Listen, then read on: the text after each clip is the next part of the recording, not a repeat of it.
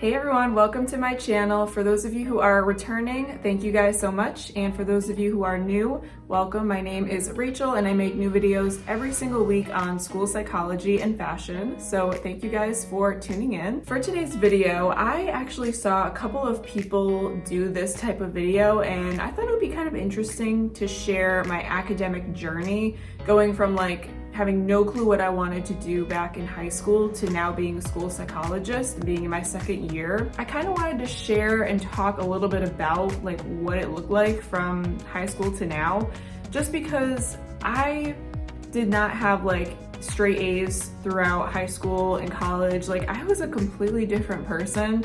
So I kind of just want to share it just in case you're kind of similar with your background. I always thought when I was younger, oh, if I don't have all A's and B's, I can't get a good job or I can't get a good career or whatever. I won't make a lot of money or I won't be able to get a master's or whatever type of degree. And I just had no goals for the future when I was younger. So I thought I would share just what it has looked like for me from high school up until now with you guys. And hopefully you guys find this video interesting. So let's get started. Looking back to high school, I hate looking back at high school, honestly. It was just, I don't know. At the time, I didn't think it was as bad, but then going off to college was so much better, socially and academically for me. In high school, I was, still finding myself. I was very naive, very immature. I had no concerns for the future. I did not care at all about my grades. I only cared about friends. That was the main thing I cared about. I would just go home from school. I would procrastinate my homework to the last minute.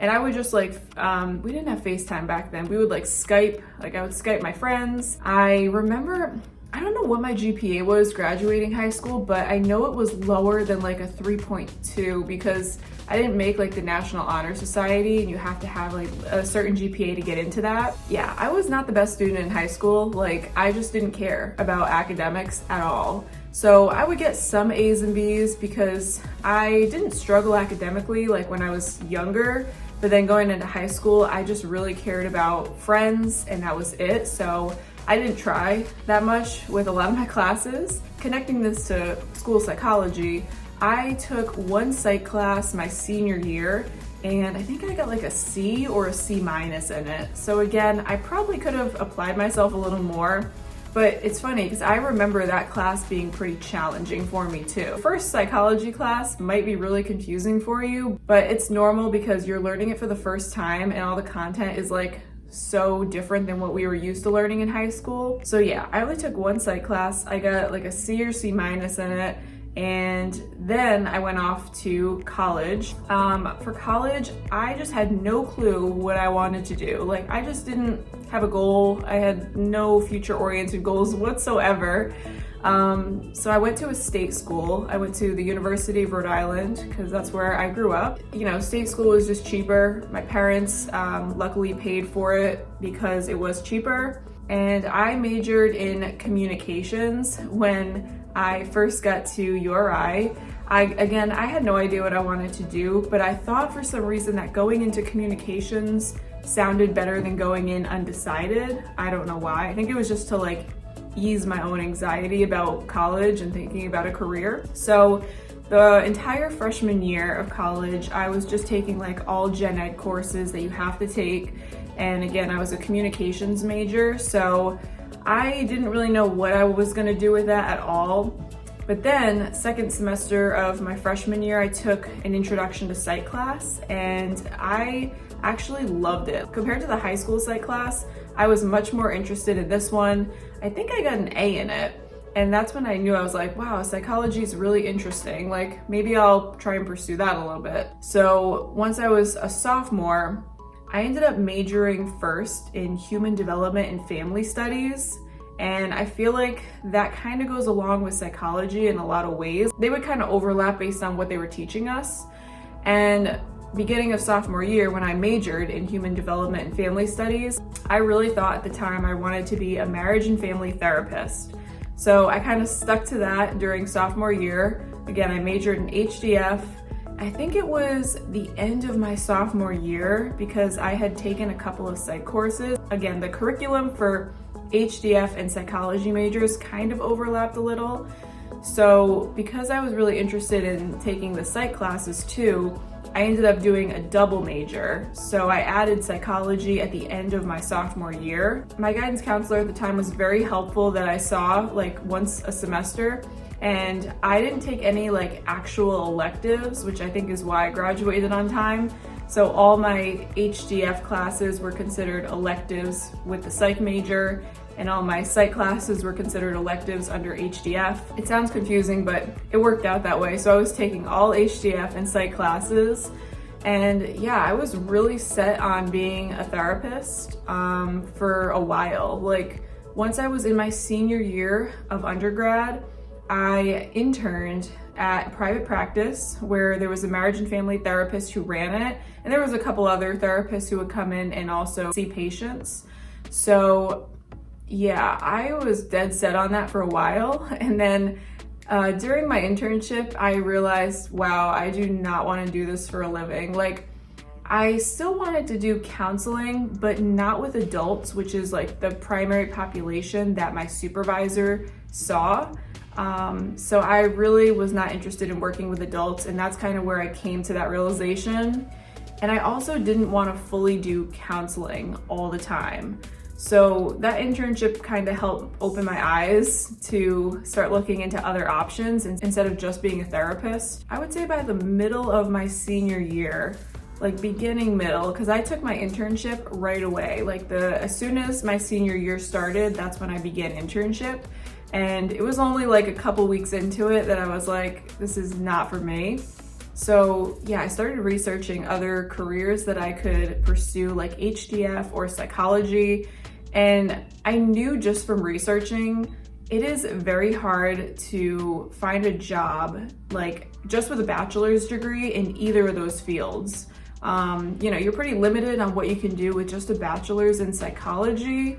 So I knew that I had to go into like clinical psych, school psych, or industrial organizational psych. Or I could strive for like a PhD if I wanted to do private practice or be a professor.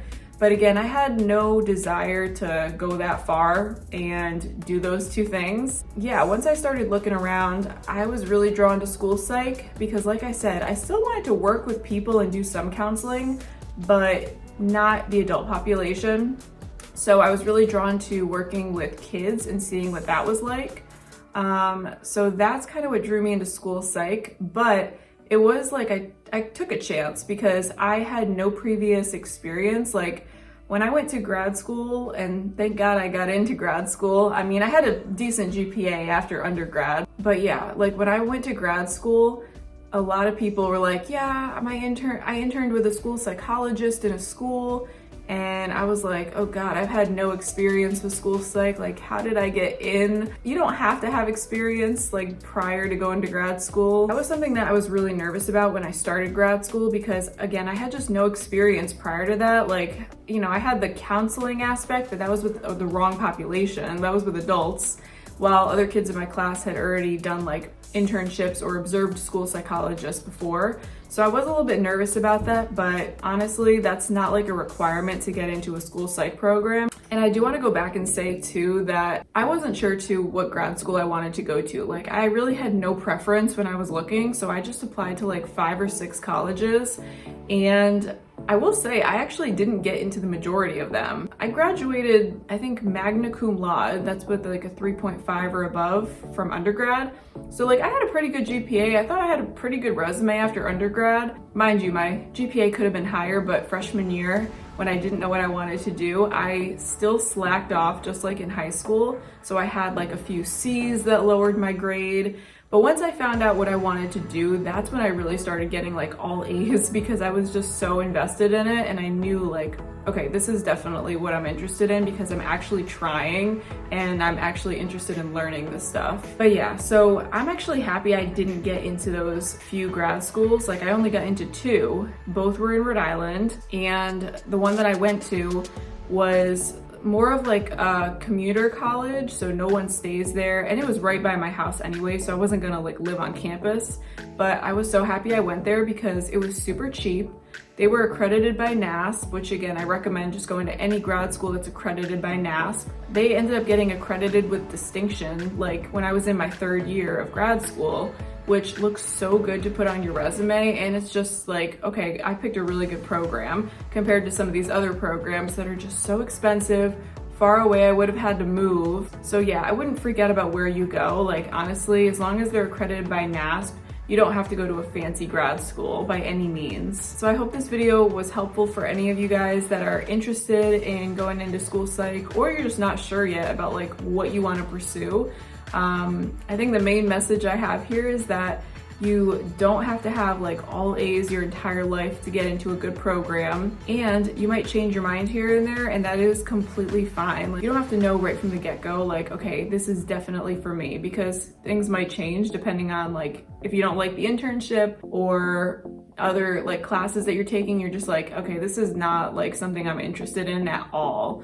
So it's good to like have those experiences to figure out, okay, this is definitely what I want to do or what I don't want to do. So yeah, I hope you guys enjoyed this video. If you guys liked it, give it a thumbs up down below. Subscribe to my channel. I make new videos every week. And until next time, I'll see you guys very soon. Bye. Inexplicable.